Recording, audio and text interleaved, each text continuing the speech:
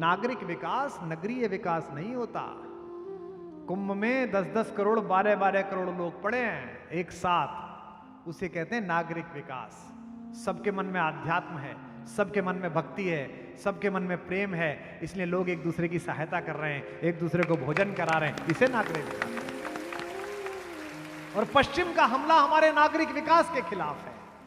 Corona में जब पूरा विश्व सिमट गया था तब हम क्यों बचे? नागरिक विकास के कारण बचे। इस नागरिक विकास का बीज अभी जिंदा है आगरा वालों, इसे समय रहते बचाओ। मैं आगे बैठे हुए बहुत सारे लोगों को जानता हूं जिन्होंने कोविड केयर सेंटर के टाइम, जब मैं कोविड में काम कर रहा था, 2700 गांवों में हमने कोविड केयर सेंटर खुलवाए थे। इन सब ने सहायता की थी मेरी, ये सब मेरे साथ लग गए थे।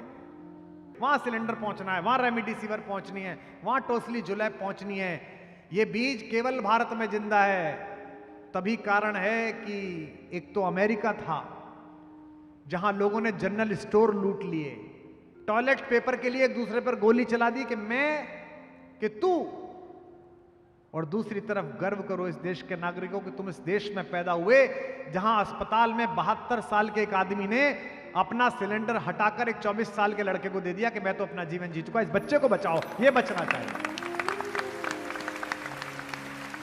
यह जो त्याग है, जो दे देने की प्रक्रिया है। दिवाली पर मिठाइयां सड़के चली जाती हैं तुम्हारे घर में और तुम बाहर नहीं बांटते। रोज कपड़े खरीदते हो, उसके बाद भी कपड़े बेच देते हो। OLX पे पुराना फर्नीचर बेचते हो। भगवान ने तुम्हें नया फर्नीचर देने योग्य बनाया, इस पुराने को उसे दे दो, इसके घर में फर्नीचर नहीं था, इसको किसी और को दे दो। यह नागरिक विकास है जिसमें आप संकोच में हो सोचते समय कि मैं तो ऐसा नहीं करता हूं क्या। अगर ऐसा करते हो तो आज प्रसाद स्वरूप इस भावना को चढ़ा के जाना। गमों की आंच पर आंसू उबाल कर देखो, गिरेंगे रंग किसी पर तो डाल कर देखो, तुम्हारे दिल की चुभन भी जरूर कम होगी, किसी के पांव का कांटा निकाल कर देखो। इक्ष्वाकु वंशीय राजा हरिश्चंद्र इस मुहावरे का जीवंत उदाहरण है, जिनसे सतयुग समाप्त हुआ और त्रेता प्रारंभ हुआ। एक ऐसा राजा जिसने एक साधु के ये कहने पर कि पता नहीं तू दे पाएगा नहीं दे पाएगा, और पूरा राज्य दे दिया। उसके बाद पंडित ने कहा कि दक्षिणा भी दे, 11 स्वर्ण मुद्राएं। खजांची से कहा 11 स्वर्ण मुद्राएं ला दो। पंडित ने कहा कैसी मूर्खतापूर्ण बात करता है, जब राज्य मुझे दे चुका तो कोष भी मेरा हुआ, इसमें से कहां देता है, अपने पास से दे। अपने पास से कहां से देता? तो गया काशी, और काशी में खुद को बेचा राजा ने, और वहां से 11 स्वर्ण मुद्राएं लेकर उसको दी। लेकिन जिसने खरीदा डोम राजा ने, उसने कहा कि मैं पत्नी को तेरी को साथ नहीं रख सकता, बच्चे को साथ नहीं रख सकता।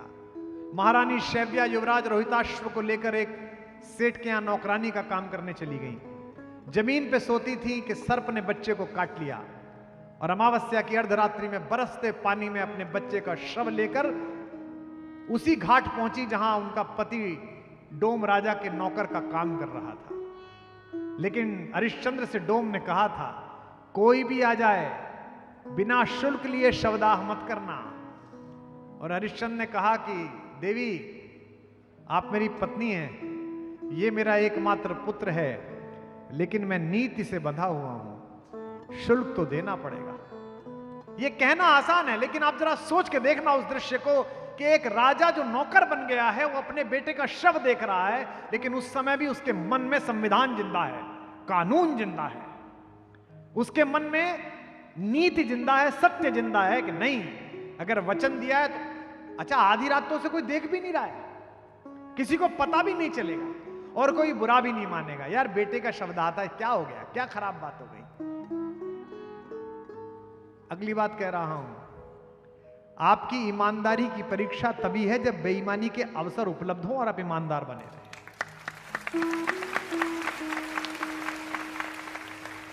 और ये मैं कह रहा हूं, अन्यथा जानता हूं कि कट्टर ईमानदार बने रहने वाले लोग भी जब अवसर उपलब्ध हुआ तो कट्टर बेईमान से दो है। और मैंने अपने सामने देखे परिवर्तित होते हुए, अपने सामने दृश्य परिवर्तन होते हुए देखा कि कैसे ऐसे कैसे कर सकते हैं, लेकिन हुआ। अवसर सामने और उसके बाद आदमी ना करे तो ईमानदार है। हरिश्चंद्र के सामने अवसर था, कि वे ईमानदार भी बने रहते और केवल उनकी पत्नी जान पाती जिसने टैक्स की चोरी की, वो कहती भी नहीं मेरा पति टैक्स चोर है, लेकिन सत्य पर उन्होंने मोहर लगाई, इसीलिए वे राम के पूर्वज हैं, इसीलिए वे आज आदृत हैं। अंधेरे में भी ईश्वर देखता है, उजाले में भी ईश्वर देखता है। हमसे लोग कहते हैं, तब भी कहते थे, इतना सच क्यों बोलते हो? देखो विज्ञान के विद्यार्थियों, शब्द ऊर्जा है। मैंने बोला तो मेरे गले से एनर्जी निकली, इस माइक में गई, इको हुई। हमें विज्ञान में पढ़ाया गुरुदेव ने, E = mc²। ऊर्जा न नष्ट की जा सकती है, न पैदा की जा सकती है, वो केवल रूपांतरित की जा सकती है। आने वाले 50 साल बाद नासा काम कर रहा है, दुनिया में जितनी आवाजें गूंज रही हैं सौर मंडल में, वो सब डिकोड होंगी। गीता कैसे सुनाई थी अर्जुन को श्री कृष्ण जी ने, वो डिकोड होगी। चलते समय राम जी ने क्या कहा था, डिकोड होगा। मैं आज जो कह रहा हूं वो भी डिकोड होगा, और मैंने कमरे में बैठ के बेईमानी से बचने के लिए जो जो बुरा भला बोला था वो भी डिकोड होगा। तो मैं अपना अगला जन्म क्यों बिगाड़ूं? ये जन्म तो मेरा ठीक चल ही रहा है। इसलिए सच बोलते रहो, इसलिए सच का काम करते रहो। इसकी वैज्ञानिक व्याख्या बहुत आवश्यक है। यहां बैठे सारे युवाओं, अगले किसी सत्र में भी जब प्रश्न करोगे तो किसी भी साधु संत से करना, किससे करना, मेरे में तो पात्रता भी नहीं है। आप जिस धर्म और संस्कृति में पैदा हुए हो परम वैज्ञानिक है। आपको आज पता चल रही है विज्ञान से, तो इसका मतलब यह नहीं है कि आप पिछड़े हुए हैं। इसका मतलब विज्ञान की गति अभी पीछे चल रही है। हम सबके यहां शादी के समय फेरे हो जाने के बाद बच्चों को सप्तऋषि दिखाए जाते हैं, और सप्तऋषि दिखाते समय कहते हैं कि ये अत्रि ऋषि और अनसुईया के जोड़े की भांति तुम्हारा जीवन कटे। ये श्लोक आता है, आप सबने देखा होगा। सप्तऋषि में अत्रि ऋषि जो हैं उनके नीचे माता अनसुईया हैं, जिन्होंने सीता जी को सतीत्व का ज्ञान दिया था। अनसुईया जी ने माता सीता को ऐसा वस्त्र दिया जो कभी धूमिल नहीं होगा। लोग कहते हैं जी ऐसा कैसे हो गया, धूमिल नहीं होगा। प्रतीक समझिए, चरित्र का वस्त्र दिया जो कभी धूमिल नहीं होता। ये इसका सिंबोलिज्म है, ये इसका प्रतीक शास्त्र है।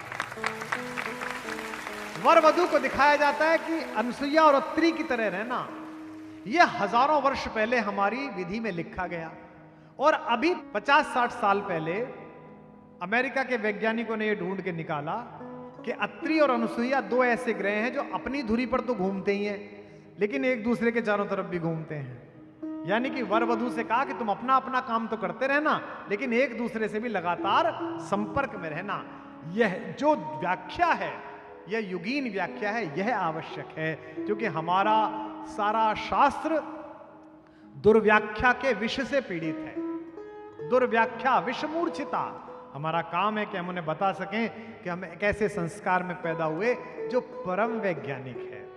गर्मी आएगी, बरसात आएगी, घरों में कीड़े चले जाएंगे, बिच्छू घर बना लेगा, छिपकली कहीं घुस जाएगी, तो दिवाली से पहले पूरे घर की चूने से पुताई कर दो। चूना जो एंटी एलर्जिक है, चूना जो एंटीबायोटिक भी है, जो किसी भी प्रकार के बैक्टीरिया को दूर रखता है।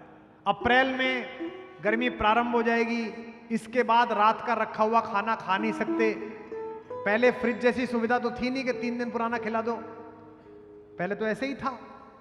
तो इसलिए बसोड़े का व्रत आया, रात का खाना बना के रख लो, सुबह को खा लो, अब इसके बाद नहीं खाना है। तो यह जो व्याख्या है यह बहुत आवश्यक है। हम इसकी व्याख्या करते हैं तो लोग नाराज हो जाते हैं। अभी मैंने कह दिया कि अपने बच्चों को गीता रामायण पढ़ाओ, अन्यथा तो एक पार्टी की राष्ट्रीय प्रवक्ता नाराज हो गई।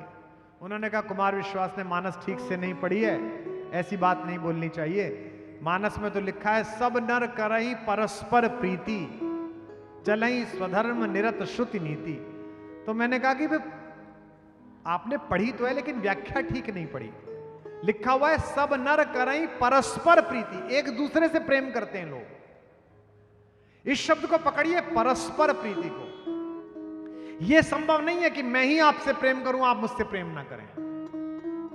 अगर मैं प्रेम दे रहा हूं तो आपको भी प्रेम देना पड़ेगा। एक व्यापारी ने, अनाज के व्यापारी ने राजा के सम्मुख मुकदमा किया कि साहब ये जो दूध की दुकान करने वाले, ये जो मेवे का व्यापार करने वाले हमारे मित्र हैं, इन्होंने मेरे साथ बेईमानी कर ली। दोनों को बुलाया गया, क्या हुआ? बोले साहब मैंने इनसे 1 किलो घी लिया था, देसी घी गाय का, और मैंने आके नापा तो वो 900 ग्राम ही निकला। तो राजा ने उस घी का व्यापार करने वाले सज्जन से पूछा कि भाई ये 1 किलो घी आप ही ने दिया? बोला जी महाराज। 1 किलो के पैसे लिए? जी महाराज। भाई ये तोल में तो 900 निकला है? बोले जी निकला होगा महाराज। बोले आप अजीब आदमी है, पैसे 1 किलो के ले लिए, 900 ग्राम निकला, फेर निकला होगा। बोले महाराज मेरे पास बाट नहीं है, मैंने सुबह इनसे 1 किलो जीरा खरीदा था, उसी से तोल के मैंने इन्हें 1 किलो घी दिया है।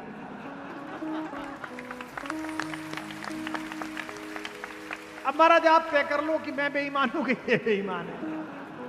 आपकी समस्या यह है कि आप मुझे 500 ग्राम जीरा देके मुझसे 1 किलो प्रेम का घी चाहते हैं। आप 1 किलो प्रेम का घी तभी पाएंगे जब मेरे प्रति परस्पर प्रीति आपकी वैसी होगी, मुझे समझने की प्रीति ऐसी होगी। मेरा एकमात्र उद्देश्य है, 36 साल पहले मैंने पहला कवि सम्मेलन पढ़ा, 2 सितंबर 1988 को हापुड़ में जैन समाज का 100 रुपए पारिश्रमिक मिला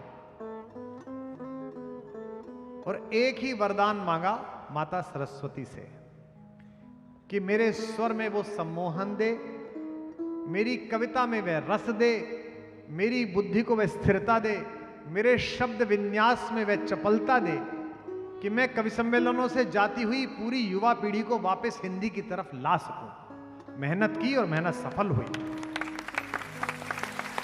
आज राघवेंद्र सरकार के सामने छोटे ठाकुर की इस गवाही में मैं केवल मथुरा की तरफ मुंह करके ये मांगता हूं कि दोनों ठाकुर मिलकर मुझे केवल इतनी शक्ति दें, इतनी आयु दें, इतनी चेतना दें कि मैं वाम पथ पर जाती हुई पूरी युवा पीढ़ी को राम पथ पर ला सकूं, तो जीवन सार्थक होगा।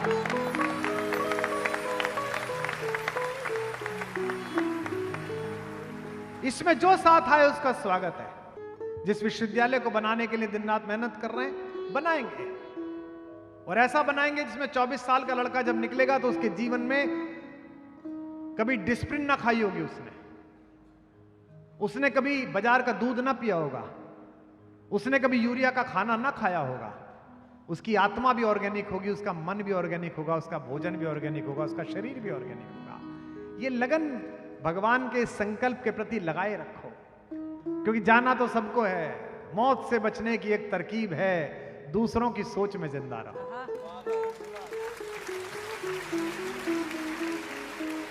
बड़े बड़े देखे हैं, शमशान ऐसे लोगों की राख से भरा हुआ है जिन्हें यह भ्रम था कि उनके बिना दिन नहीं निकलेगा।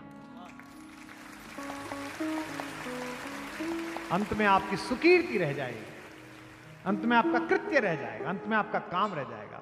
बस राम जी से कहते रहिए, ये जो लगन लगी है आपकी यहां बैठने की 2 दिन की, ये दीर्घ स्थायी हो, आपकी चेतना का प्रणाम दीर्घ स्थायी हो। हमारे यहां गाते ना लाला जी से, आपके लाला जी से कहते ना, लाला जी मोरी लागी लगन मत तोड़ना, लाला जी मोरी लागी लगन मत तोड़ना, लाला जी मोरी लागी लगन मत तोड़ना, लाला जी मोरी लागी लगन मत तोड़ना, लागी लगन मत तोड़ना, हो राम लागी लगन मत तोड़ना, लाला जी मोरी लागी लगन मत तोड़ना, लाला जी मोरी लागी लगन मत तोड़ना, लाला जी मोरी,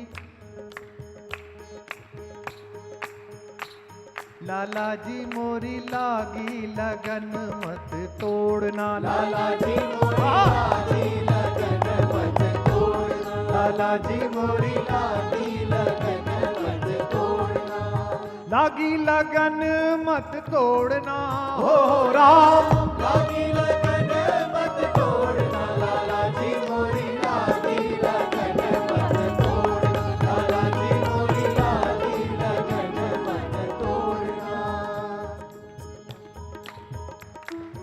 जल है गहरा नाव पुरानी, जल है गहरा नाव पुरानी, जल है गहरा नाव पुरानी, चल है गहरा नाव पुरानी, बीच भंवर मत छोड़ना हो राम, बीच भंवर मत छोड़ना लाला जी मोरी लागी लगन मत तोड़ना, लाला जी मोरी लागी लगन मत तोड़ना, लागी लगन मत तोड़ना हो राम, लागी लगन मत तोड़ना, लाला जी मोरी लागी लगन मत तोड़ना, लाला जी मोरी लागी लगन मत तोड़ना।